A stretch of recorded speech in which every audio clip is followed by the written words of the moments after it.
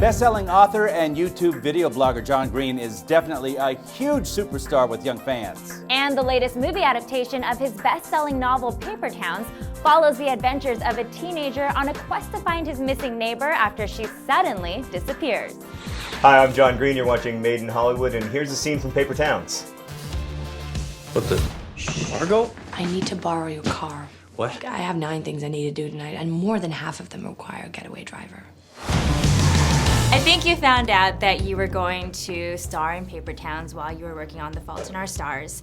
Does that mean you had to, or you got to skip the audition process? I did, yeah. I got super lucky in that way. I didn't actually find out that I was gonna do it on Fault in Our Stars, but I got a couple mischievous, looks, and then it was a couple months later I got called to asking if I wanted to be be the lead part in Paper Towns, and really what I thought was thank God, I guess I'm good in Fault, My boyfriend has been cheating on me. Revenge plot begins. Also, I'm horrible at auditioning, so I'm a much better actor than I am auditioner. And then it was great too because I got to be involved in the process and see great actors come in like Cara and be like, I want that person. And not that I picked anybody in the movie, but everybody that I said that I thought was the best ended up in the movie. So, drop the mic.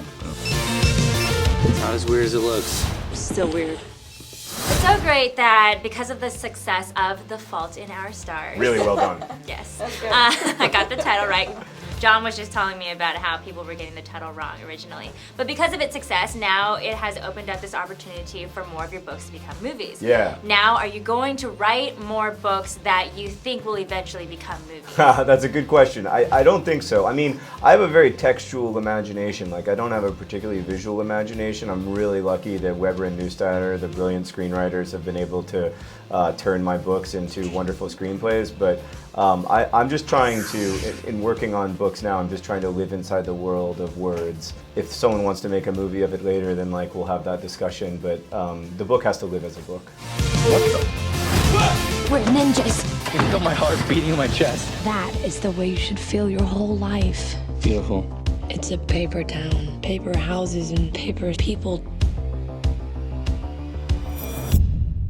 Now that I've met actors and I've been on movie sets, it's hard not to think about that possibility, but I'm just trying to, it's almost become part of my writing process to try to forget all of that and then go into the story. Yeah, because I feel like books are a little more grittier and a little more, they can go into the character's head more than movies can. Yeah, I feel like if you focus on the movie, it's going to corrupt that. Yeah, exactly. That's always the fear. She's gone. When was the last time you saw Margot? I have to tell you guys that the Pokemon song scene is my favorite scene in the entire movie. I could not stop laughing. And I started laughing first, which is how I know that no one else in the theater got it, because within the first line, I'm like, oh my God. And I was singing it in my head with you guys. It's such a cool part of the movie that so much of it takes place in a car because it's such an intimate setting. And these people don't really know each other. So they get into the van, and as the characters are getting to know each other, the audience is also getting to know the characters better. And I kind of liked that format of it. I thought it was really cool. You were with her last night. It has to mean something. I auditioned first, just without Nat. I kind of, met the director and the producers. Again, I'm a terrible auditioner as well. I think we have it. That's good. That was nice. Yeah, Nice job, guys. They called me in for the chemistry read.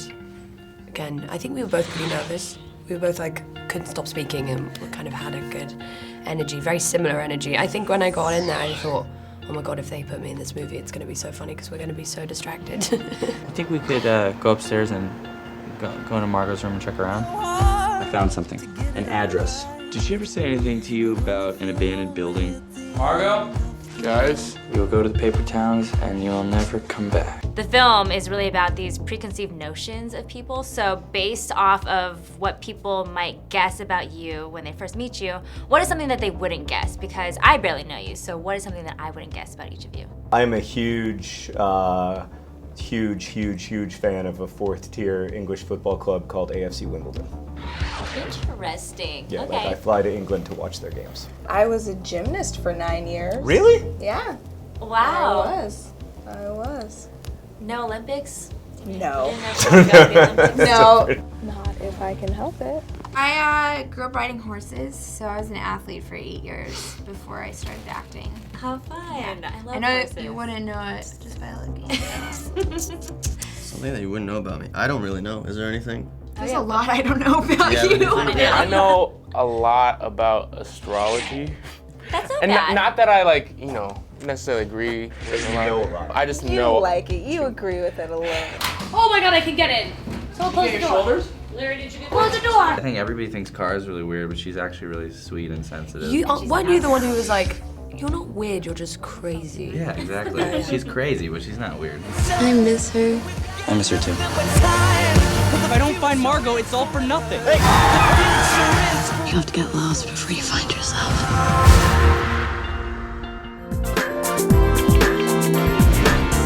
Made in Hollywood.